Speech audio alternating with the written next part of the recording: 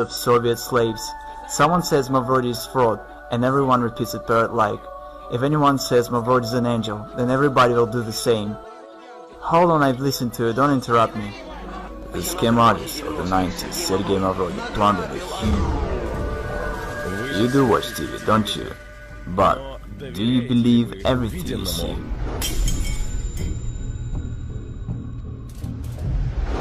You could do something real, you know? But what happened to your dream? See, it's the basic notion that a human cannot be bound. Sergei Mavrodi recorded a video message to chief executives of the state. The founder of the financial pyramid, MMM, asked Vladimir Putin to teach his party fellows to mind their tongues. I told you, Mavrodi is a smart man. I believe that banking institutions are more dangerous to our liberties than standing armies. Thomas Jefferson. I want to destroy the world financial structure. I consider it unfair.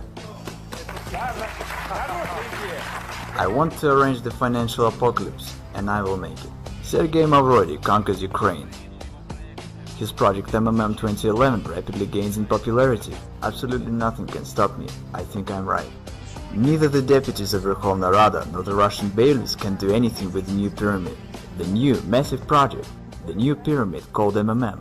In Kazakhstan, MMM 2011 only begins its activity, and very soon, as the managers of the new pyramid say, advertising Mavrodi's new offspring will embrace every city in the country. He's back, and seems like this time for good. Well, the global revolution is underway. I think it's already obvious to everyone. The majority tries to deny it, but it's clear to everybody. The system already has several million people and billions of dollars. The non-stop flow of volunteers to bring Mavrodi their money does not run out. We have managed to provide the work of the system that functions way better than any other state institution. The realist, Sergei Mavrodi in the flesh, is online with us. The man who declared war on the system, the government.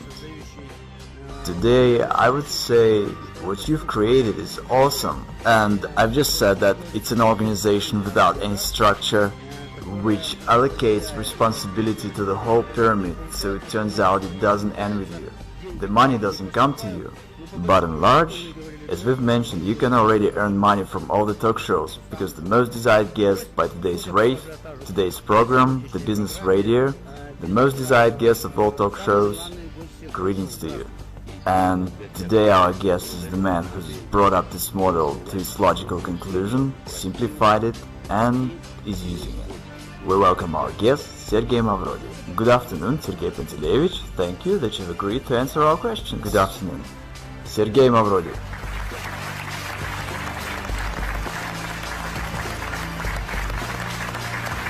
Sergei Panteleyevich, please tell us, if it's not a secret, this training suit, the sneakers, is it an image of a businessman of the future or an underground millionaire? Unfortunately, I've got nothing else anymore, nothing else to wear. Everything was confiscated by bailiffs. I have nothing left. Sergei Panteleyevich Mavrodi interprets the new MMM as we can do a lot. And here's what he promises. I change people. I change society. The pyramid is only an instrument for this purpose. And people themselves within the system of MMM are changing, participating in the system. People keep on changing for the better. It's an amazing fact, but that's the way it is. MMM 1994 was destroyed by the government. It's no secret, and in the files of my criminal case there are reports by the governors to the President Yeltsin about how everything was going on destroying MMM. It is simply a proved fact that MMM was destroyed artificially on purpose. I was told quite plainly, Sergei Panteleyevich, how could we not have arrested you? Should there have been a couple of months more, and in the country there would have been neither a president nor anything else, there would be only Sergei Panteleyevich Mavrodi, and it was unacceptable. The choice had to be made, whether myself or the government, because when the government first ran on me, I said, okay, you watch. And I dealt shortly with them. I said, I'm going to arrange a referendum. And by law, a referendum could solve any severe political issues. It required 1 million signatures, and I was going to collect them in a week, after which I would make them all go to hell. The president and the government, whoever's in there, just by posing an issue on the trust. And then I would announce to everyone that MMM's interests are the ones of Russia. I could become a president in no time, without any obstacles. I'm just the kind of person who likes to spend time at home. But I probably should have become one. And no one had any doubt. Who could have brought me under control? I myself was going to set everyone under control. What do you mean?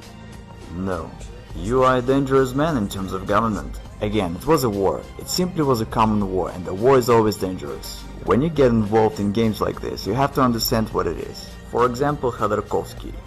I simply wonder at this foolishness. Some say Khodorkovsky was at war with the government. What war are you talking about? He just had funds that were arrested, and funds are nothing but accounts and figures. Even if you have 100 billion on your account, tomorrow they can be arrested and you won't have anything. That's it. You can't carry on a war with just money. And I had an army of depositors. That was a war. They had aces and I had my own ones.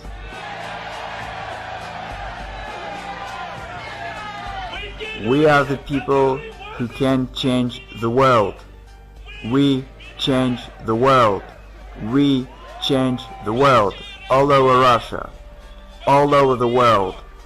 All over the continents. In Europe. Asia. On the other hand, I have 8% of Gazprom stocks. It's all said in my criminal case. And again, it's all legal, it's not a violation of law. I'm always accused of dodging the law. What are they talking about? Did I abide by the law or not? And there's no such thing as dodging. The question is whether I kept the law or not. And I did keep the law. Dodging is from the evil. Matter of factually, even though the authorities claim that I'm such a swindler and a villain and that I deceived everyone, in fact everything's the other way around. No one is interested in me doing payouts. By the way, nobody obliges me to do that, because I've got mine in prison, and I don't owe anything to anybody by the law. Technically, those Gazprom stocks are mine. I could just take them and head for some warm islands and have no worries. But since I've declared that I'm going to pay back, no one likes the situation. Only imagine that I now suddenly get down to paying out in Russia. What's gonna happen when there's total poverty and breakdown, and I suddenly start giving out money? I promptly turn into a political figure of the state scale. Who needs it? No one does. And as to depositors, no one cares about them. The journalist Marina made an investigation that when the SWAT came, they sealed the office and took out 17 trucks of cash, okay? And not a single truck made it to the bank. Where are those trucks? The officials stole it and split it, alright? I've publicly announced about launching MMM 2011 in the beginning of this year. All the officials and deputies spoke on that. Why haven't they stopped me? Why did they allow that there is now over 30 million participants and all is going well? Why am I not in prison, but instead I'm answering your questions, smiling and joking? Why is that? You know, that's quite a question. I would actually forward it. Why isn't he in prison? Since you think it's a scam, why hasn't I been stopped? So that's the question. If you're doing the same thing that you went to jail for, why aren't you doing your time yet? I'm wondering myself. Sergei Mavrodi, as well as myself, we both wonder why he's not in prison yet. It's not your freaking business, because you don't know